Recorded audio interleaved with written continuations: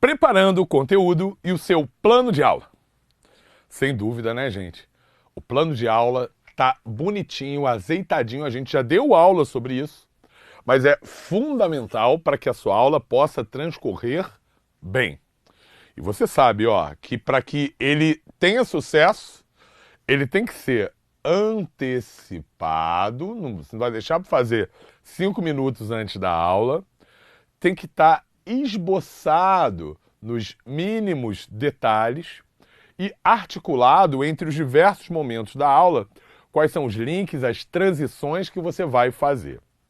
Então, as etapas principais desse plano são definir quais são os tópicos que você vai abordar naquela aula, ordenar os tópicos, a gente vai ver de uma forma cronológica, escolher os links, os elos entre os diversos tópicos que você está ensinando, verificar quais são as melhores maneiras de você explicar esses tópicos, contextualizar e buscar a interdisciplinaridade. Por fim, escolher os exercícios que serão resolvidos em aula e outras estratégias, tá, para garantir o sucesso da sua aula.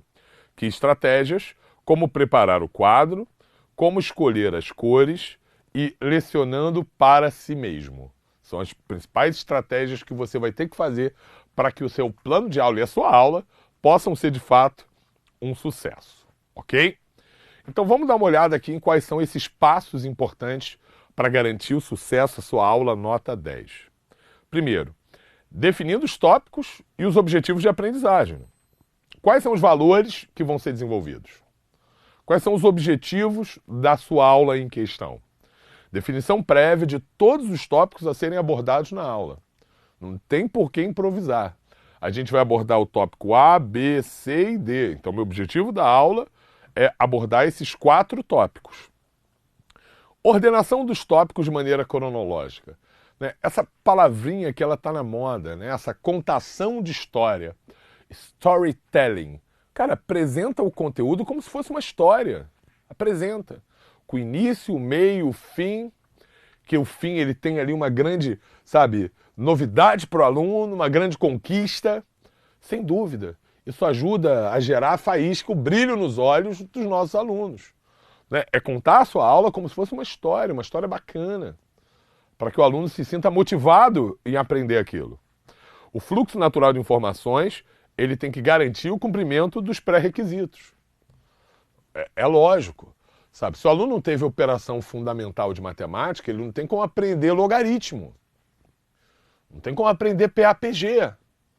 Então você tem que ter aqui sempre o quê? O cumprimento dos pré-requisitos para o próximo conteúdo. Quem nunca viu isso aqui, ó? Quem nunca viu? Olha, daqui a algumas aulas, quando eu explicar o assunto X, eu tenho certeza que isso que a gente está vendo aqui vai ficar mais fácil. Aí o aluno vê, cara, mas não estou entendendo agora. Eu tenho que esperar o quê? 2 meses para poder aprender? Ah, então só depois de algumas aulas que vai ficar mais fácil? Pô, sinto muito, mas você falhou. Não é assim que se faz. Não é assim que se faz. Você não pode deixar para depois, sabe, a dúvida, o problema que o aluno está tendo naquele momento. Isso está indicando que você não montou bem a sua aula, seu plano de aula. Você não escolheu bem o conteúdo, esse fluxo de conteúdos, e por isso que os alunos eles estão com dificuldade de aprendizagem. Escolha corretamente os links entre os tópicos. Você não pode chegar assim, sabe? Eu estava falando de respiração, mitocôndria, e aí, bom, agora que a gente acabou, sabe, de falar de mitocôndria, agora nós vamos falar de fotossíntese. Falhou. Também falhou. Porque olha só, imagina, falei de mitocôndria, respiração. Bom, acabamos de ver a respiração celular, mas a respiração que a gente viu, ela não é válida só para a gente, só para os animais. Vocês sabiam que fungos também têm mitocôndria e fazem esse mesmo processo? Protozoários, plantas. Agora, você acha que a respiração nas plantas é a fotossíntese? Que a planta, ao fazer fotossíntese, ela está respirando? Não, gente, porque a respiração das plantas é igual a nossa. A fotossíntese das plantas seria uma forma de alimentação. Aí olha o link, ó. Olha o link, comecei a explicar a fotossíntese. Não é terminar a respiração? Bom, agora vamos falar de fotossíntese. Não, está errado. Né? Pense na maneira de explicar cada item. Contextualização e curiosidade é muito importante. Pense nas formas alternativas de explicar o mesmo conteúdo, porque vai acontecer, gente. Professor, não entendi. Professor, dá para dar um exemplo prático disso?